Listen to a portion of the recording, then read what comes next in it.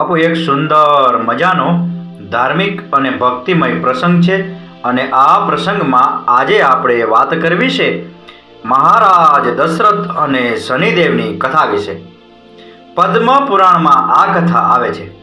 એકવાર જ્યારે શનિ કૃતિકા નક્ષત્રના અંતમાં હતા ત્યારે જ્યોતિષીઓએ રાજા દશરથને જાણ કરી કે શનિ રોહિણી નક્ષત્રમાં પ્રવેશવાના છે, જેને સખત ભેદ પણ કહેવાય છે, જે દેવતાઓ અને દાનવો માટે પણ ભયાનક ભાગ્ય છે અને પૃથ્વી પર 12 વર્ષ સુધી ભયંકર દુષ્કાળ પડશે। આ સાંભળીને બધા ચિંતિત થઈ ગયા। રાજાએ વશિષ્ઠ સહિત બ્રાહ્મણોને બોલાવ્યા અને તેમને આનો સામનો કરવાનો માર્ગ પૂછ્યો। વશિષ્ઠે જવાબ આપ્યો કે આ યોગ બ્રહ્માજીની પણ પહોંચની બહાર છે અને કોઈ તેનો સામનો કરી શકતું નથી। આ સાંભળીને રાજાએ અપાર હિંમત એકઠી કરી પોતાના દિવ્ય રથ પર સવાર થઈને પોતાના દિવ્ય શસ્ત્રોથી સજ્જ થઈને સૂર્યથી 1.5 લાખ યોજન ઉપર નક્ષત્ર મંડળમાં ગયા। ત્યાં રોહિણી નક્ષત્રની પાછળ આવેલા તેણે શનિ પર નિશાન સાધ્યું, સંહાર શસ્ત્રને પોતાના ધનુષ પર ચડાવ્યું અને તેને કાનની પટ્ટી સુધી ખેંચી લીધું। આ જોઈને શનિ ગભરાઈ ગયા, પણ તેણે હસતા હસતા કહ્યું, રાજા, તમારી વીરતા, ખંત અને દ્રઢતા પ્રશંસનીય છે।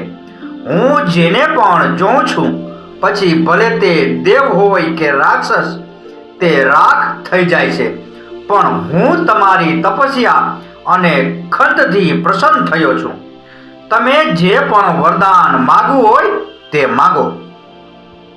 રાજાએ કહ્યું, જ્યાં સુધી પૃથ્વી, ચંદ્ર, સૂર્ય વગેરે અસ્તિત્વમાં છે ત્યાં સુધી તમે ક્યારેય રોહિણી નક્ષત્રમાં પ્રવેશ કરવો જોઈએ નહીં। શનિએ કહ્યું કે એવું જ થાઓ। ત્યારે શનિએ કહ્યું, હું ખૂબ જ પ્રસન્ન થયો છું, વધુ વરદાન માંગો। રાજાએ જવાબ આપ્યો, હું ફક્ત એટલું જ માંગુ છું કે તમે ક્યારેય સખત ભેદન કરશો નહીં અને 12 વર્ષ સુધી ક્યારેય દુષ્કાળ ન પડે। શનિએ આ વરદાન પણ આપ્યું। પછી રાજા દશરથે પોતાનું ધનુષ્ય નીચે મૂક્યું અને હાથ જોડીને પ્રાર્થના કરવા લાગ્યા। રાજા દશરથ બોલ્યા, જેમના શરીરનો રંગ કૃષ્ણ, નીલ અને ભગવાન શંકર જેવો છે, એ શનિદેવને નમસ્કાર કરું છું। જે વિશ્વ માટે કાળા અગ્નિ અને કૃતિનું સ્વરૂપ છે, એ શનિદેવને વારંવાર નમસ્કાર કરું છું। જેનું શરીર હાડપિંજર જેવું છે અને જેમની દાઢી, મૂછ અને જટા વધેલી છે, એ શનિદેવને વારંવાર નમસ્કાર કરું છું। જેનું શરીર, મોટી આંખો, પેટ પાછળ દબાયેલું અને ભયાનક સ્વરૂપ છે, એ શનિદેવને વારંવાર નમસ્કાર કરું છું। જેનું શરીરનું બંધારણ ફેલાયેલું છે, જેના વાળ ખૂબ જ જાડા છે, જે ઊંચા અને પહોળા છે,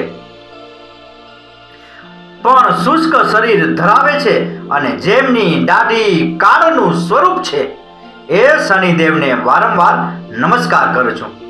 શનિ, તમારી આંખો ખાડા જેવી ઊંડી છે, તમને જોવું મુશ્કેલ છે, તમે ઉગ્ર, ક્રોધી, ભયંકર અને વિકરાળ છો, તમને નમસ્કાર છે।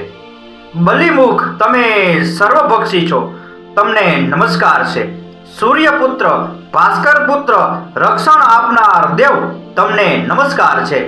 નીચે તરફ જોનારા શનિદેવ, તમને નમસ્કાર છે।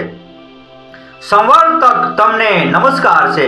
ધીમી ગતિએ ચાલતા શનીશ્વર, તમારું પ્રતીક તલવાર જેવું છે, તમને વારંવાર નમસ્કાર કરું છું। તમે તમારા શરીરને તપસ્યાથી બાળી નાખ્યું છે, તમે હંમેશા યોગાભ્યાસમાં વ્યસ્ત છો, ભૂખ માટે આતુર છો અને અતૃપ્ત છો, તમને સદા સર્વદા નમસ્કાર કરું છું। જ્ઞાનની આંખ, તમને નમસ્કાર છે। સૂર્યપુત્ર, કશ્યપ નંદન શનિદેવ, તમને નમસ્કાર છે. તમે ખુશ થાઓ ત્યારે રાજી આપો છો અને નારાજ થાઓ ત્યારે તરત જ છીનવી લો છો. દેવો, દાનવો, મનુષ્યો, સિદ્ધો, વિદ્યાધરો અને નાગો બધા જ તમારી દ્રષ્ટિથી નાશ પામે છે. હે પ્રભુ, કૃપા કરીને મારા પર પ્રસન્ન થાઓ. હું વરદાનને પાત્ર છું અને તમારા શરણમાં આવ્યો છું. આ સ્તોત્ર સાંભળીને શનિદેવ પ્રસન્ન થયા અને બીજું વરદાન માંગવાનું કહ્યું. દશરથ રાજાએ વિનંતી કરી વરદાન માંગ્યું કે તમે કોઈને દુઃખ ના આપો. શનિદેવે જવાબ આપ્યો, આ વરદાન અશક્ય છે, કારણ કે ગ્રહો જીવોના કર્મ અનુસાર સુખ અને દુઃખ આપવા માટે નિયુક્ત છે. તેથી હું તમને આ વરદાન આપું છું કે જે કોઈ તમારા આ સ્તોત્રનો પાઠ કરશે તે દુઃખથી મુક્ત થશે. હે રાજા, જો હું મૃત્યુ સ્થાન, જન્મસ્થાન અથવા કોઈ પણ જીવના ચોથા ભાવમાં રહેતો હોઉં તો હું તેમને મૃત્યુનું દુઃખ આપી શકું છું.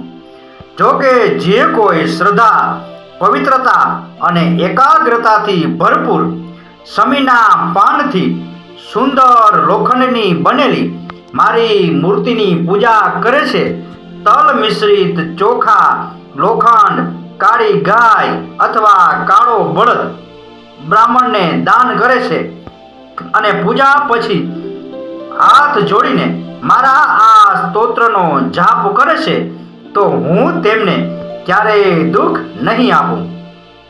હું ગોચર, જન્મ, લગ્ન, દશા અને અંતરદશા દરમિયાન ગ્રહોના દુઃખ દૂર કરીને હંમેશા તેમનું રક્ષણ કરીશ.